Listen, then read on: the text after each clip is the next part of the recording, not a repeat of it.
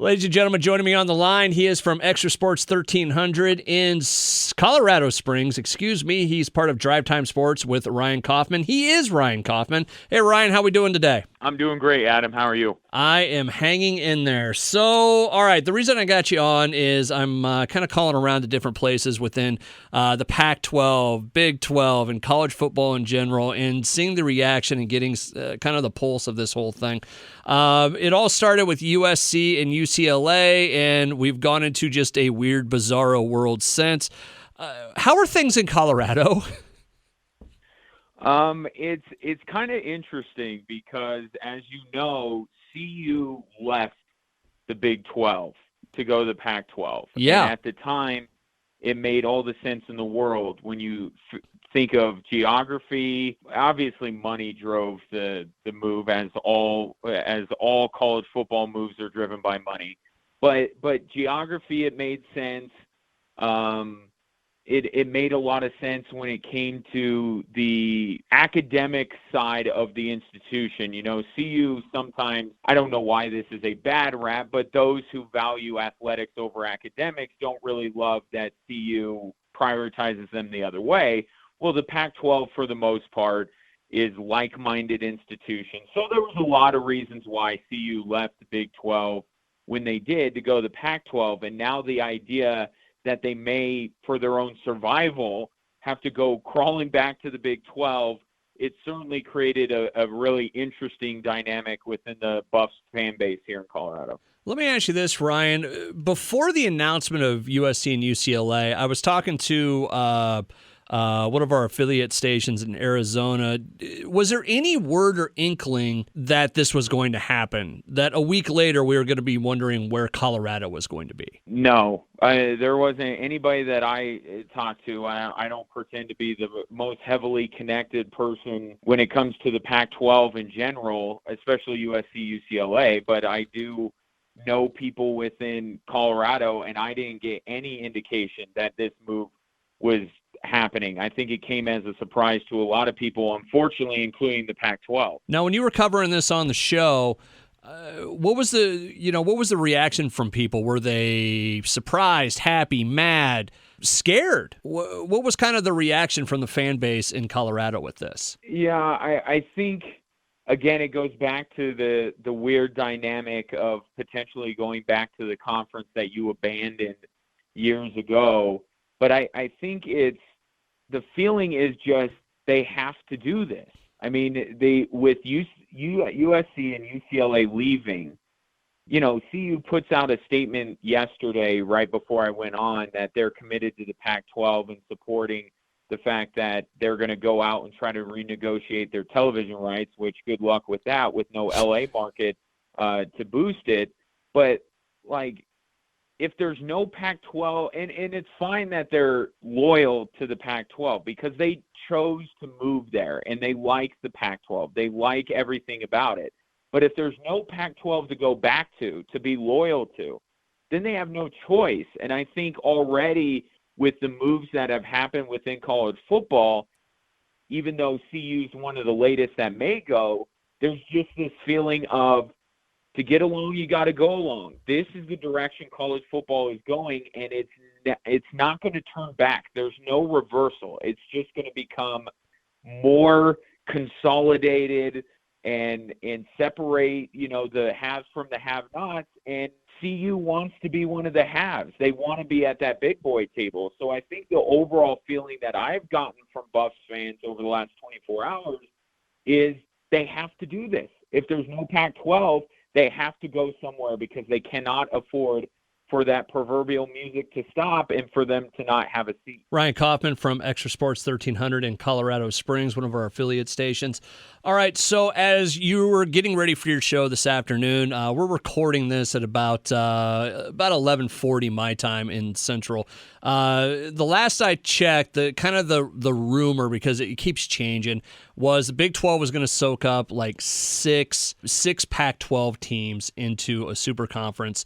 Do you think that's going to happen? Is there a bigger, better rumor out there? What are you hearing right now? Or what? Or actually, let me rephrase that. What are you focusing on now? Yeah, well, I think yesterday it's about the rumors about the half a dozen teams, which CU is one of them. I think really where this is headed, and this is just my prediction, if the Pac-12 goes to Fox, ESPN, shops around, and reportedly their price tag, they got $500 million in the last TV deal. Reportedly, they're worth $300 million now without USC and UCLA. So that is a significantly smaller pie that's going to be divvied up in the Pac-12. My prediction is that if not this being the one foul swoop move, it's going to eventually end up here. I think the Pac-12 is just going to merge with the Big 12. Okay. I mean, what is the point of a few extra Pac-12 teams staying behind? I know right now the Big 12 can go and handpick and decide who they want, but from the Pac-12 side of it, why are they going to hold on for, Oregon State and Washington State? You know what I mean? Like, the Pac-12, if they're going to be decimated, they have to go to the Big 12 and just say, let's just merge. Take all of our teams, we'll merge into one big super conference. So maybe that doesn't happen right away, but to me, it feels inevitable that that's where it's going. Who is the Pac-12? I said this yesterday on my show. It's not a two-way street. The Big 12 can poach from the Pac-12. The Pac-12 can't go to the ACC. They're not going to get Notre Dame. They're not going to go into the Big Ten with what the Big Ten has now done and poach some of their teams. Like, it's not a two-way street. The Pac-12 can only be taken away, and their only recourse is to poach from a more local conference, the Mountain West, with Colorado State, Air Force, San Diego State, Boise State, and those are just temporary Band-Aids. So I think the route that we're going down is maybe there's one step before this, but eventually it's going to end up where the Pac-12, I think, is going to cease to exist, and they're just going to merge with the Big 12 to rival what the SEC and Big Ten are now doing. You remember a few years ago when it looked like half of the Big 12 was just going to jump to the Pac-12? Right. Boy, those days are far behind, aren't they? I know. It's really weird. And with those two conferences in particular, it's just the twist of fate that has gone on over the last decade or so is really interesting. Ryan Kaufman from XTRA Sports 1300. His show is Drive Time Sports. We'll have all the details at the bottom of the page here. Let me ask you this. Let's say that you're the commissioner of the Pac-12 and you have to make it survive. What's your plan? And this is dream scenario. You can do whatever you need to do. Who are you going after, and what are you doing to survive? Well, the best route of survival is to honestly go to the Big 12 and say, let's merge. Okay. I mean, honestly, that's the thing that ensures the Pac-12's survival. And I don't know what that looks like. Are we, what that means for the commissioner, George Klevikoff, of the Pac-12? Like, is he out of a job? Is it just the Big 12? And if you're taking on a fiduciary responsibility as a commissioner, I think you have to look at a merger with the Big 12 and say, this is what's best for all of our institutions, is for them to survive and be a part of the new college football landscape that we're heading down. Now, if I'm trying to save the Pac-12 and say, we're not merging with you, I do what Klevikoff is doing. I go to the media rights people, the ESPNs, the Foxes, and say, what are you going to give us? And if that number is not big enough to keep Oregon and CU and some of these other schools from leaving, I go to the Mountain West and I take Boise and I take San Diego State and probably UNLV, and say, because there's also the basketball side of this as well, too, that we have to think about. Those are the three schools that I'm going to. So if it's like that big fish eats the smaller fish, and it kind of keeps going down the food chain. Yeah. The next conference down the food chain is really the Mountain West. It makes sense geographically. San Diego State and Boise are attractive. The Big 12's wanted those teams. So that's where I go next if I'm the Pac-12 and I'm trying to keep the Pac-12 alive. But like I said, that feels like a Band-Aid. That feels like a temporary fix. I mean, that's like applying a tourniquet to your mortal wound and going on. I just think it's inevitable that they got to go to the Big 12 and say, please take us on and cut us in on your TV deal. I don't know if the Big 12 is going to do that, but that's what that's the best case scenario for their ultimate survival. But in the interim, I go to the Mount West and I try to poach some of their best. You know what's interesting about this is, let's say the rumor about the Big 12 trying to take up about 6 of the Pac-12 teams. Any one of those 6 names, I believe it's Arizona State, Oregon, Colorado, and then the other 2. I can't Washington. think. Yep, and Washington might be a part of that. Yeah, whoever else was a part of that. Any 6 of those are bigger names than the 4 they brought in to replace Oklahoma and Texas. Yeah, you're not lying. I don't. That's. Is.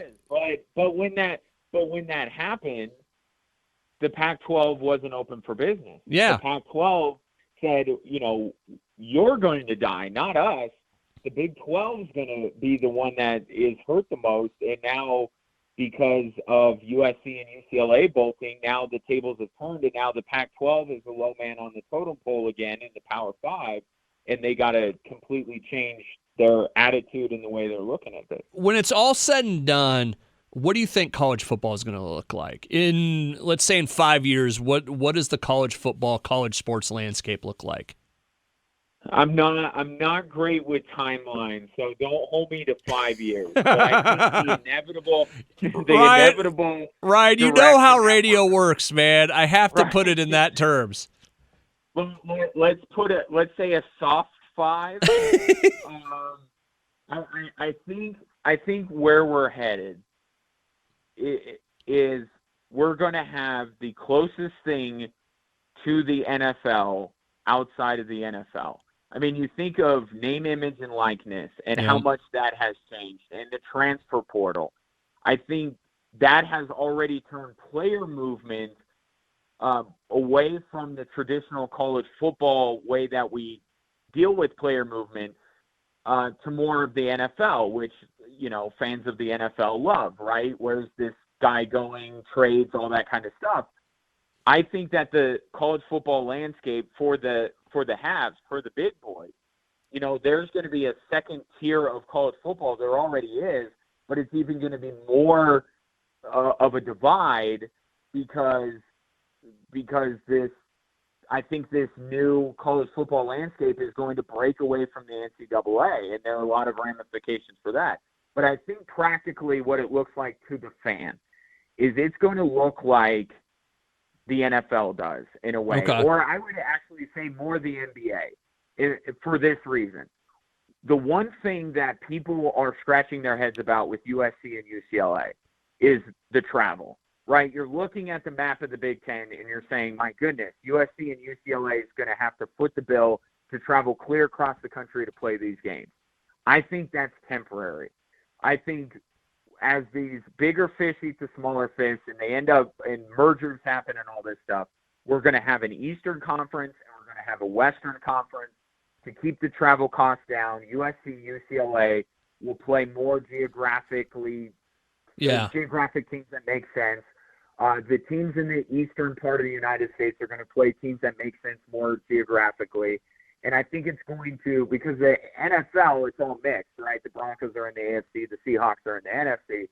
I think this is going to look more like the NBA, where you're going to have the West teams play the West teams, the East teams play the East teams. You're going to have some crossover games, but not all the time.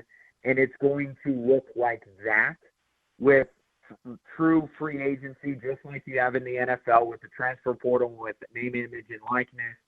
I think that's what it's going to look like. And if you're a fan of the NFL, I think you're going to love the product because it's going to produce the best games.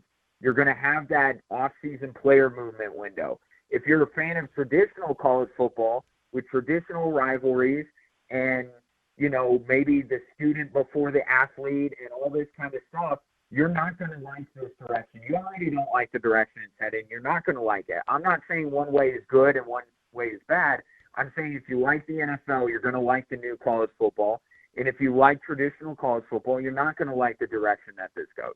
You know, it's going to be interesting. Let's say they do break away from the NCAA. The big difference between NIL and the NFL is there's no salary cap for teams, right? Mm-hmm. So, I mean, theoretically, let's say Phil Knight is like, you know what? Blanket, I'm going to dump as much money into Oregon as humanly possible to make them a champion. Or, you know, let's say some billionaire all of a sudden becomes a fan of Indiana. You could all of a sudden have like an Indiana or some school that has no history of a championship be a championship contender because, you know what? Here's all the money you need to do it. I mean, that's kind of the world we're going to, right? Yeah, no, absolutely. That's the direction we're heading. Like, look, he was a little bit ahead of his time. But since we're talking about the Big 12, look at T. Boone Pickens with Oklahoma State. Yeah. Like, there's no reason Oklahoma State athletics should be really any good. I mean, no offense to Stillwater, Oklahoma and everything, but there's just no real reason. Like, Oklahoma's the big boys. There's only so much to go around. Why has Oklahoma State had any level of success that they've had? Well, it's because they've had the backing of this one billionaire in T. Boone Pickens that has improved the facilities and everything like that. We're absolutely going to get that. And the East Coast is more ahead of the game. The middle of the country and the East Coast, we're seeing it in Florida, Miami, Florida State, obviously the SEC schools. It's making its way across the country for sure. And you're going to have teams within the Pac-12 that are going to, and Oregon's the best example, that it's going to get more in line with the way college football is going, and Nike has more money than a lot of these collectives do.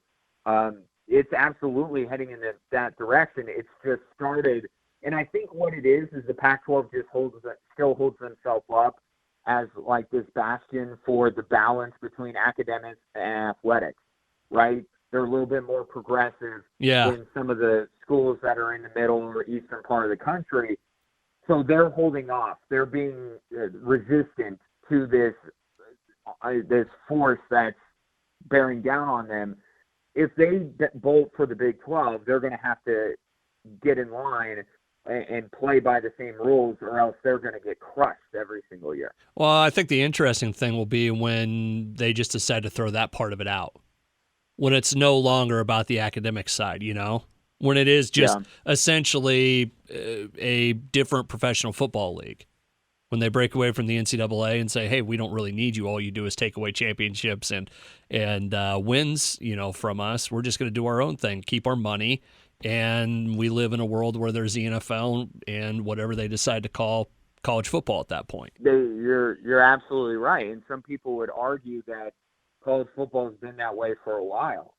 Right? And now with name, image, and likeness, with the transfer portal, and now with the more seismic shifting of teams jumping ship from one conference to another, it's just bringing that even further along. But a lot of people would argue that, you know, college football and basketball were already kind of that way. Now it's just them calling themselves what they really are and acting like they really are and not trying to do this stuff in the middle of the night and under the cloak of dark. It's such an interesting world, right? It is the most fascinating thing that in sports right now, and I'm saying that sitting in the state that is just crowned the Stanley Cup champions, right? Like the Avalanche are the biggest thing right now. The Broncos with Russell Wilson are coming up, and they're more popular. Those are bigger stories.